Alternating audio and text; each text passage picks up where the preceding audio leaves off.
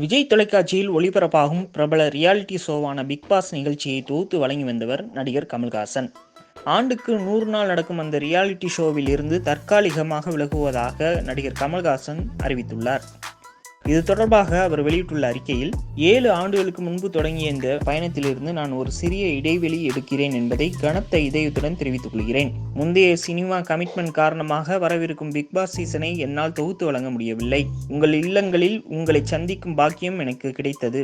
உங்கள் அன்பையும் பாசத்தையும் நீங்கள் எனக்கு பொழிந்திருக்கிறீர்கள். அதற்காக உங்களுக்கு நான் என்றென்றும் நன்றி உணர்வுடன் இருப்பேன். பிக் பாஸ் தமிழ் நிகழ்ச்சியை சிறந்த ரியாலிட்டி ஷோக்களில் ஒன்றாக மாற்றுவதற்கு போட்டியாளர்களின் உற்சாகமான மற்றும் உணர்ச்சி பூர்வமான ஆதரவே அடிப்படை காரணம். இந்த கற்றல் அனுபவத்திற்கு நான் எப்போதும் நன்றி உள்ளவனாக இருப்பேன். நாம் ஒன்றாக நேரம் செலவழித்த உங்கள் ஒவ்வொருவருக்கும், நிகழ்ச்சியில் கலந்து கொண்ட போட்டியாளர்களுக்கும் மனப்பூர்வமாக நன்றியை தெரிவித்துக் கொள்கிறேன்.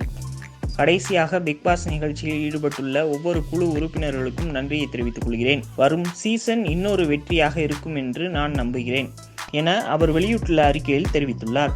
இந்த நிலையில் கமல்ஹாசனுக்கு பதிலாக பிக் பாஸ் நிகழ்ச்சியை தொகுத்து வழங்கப் போவது யார் என்ற எதிர்பார்ப்பு ரசிகர்கள் மத்தியில் எழுந்துள்ளது.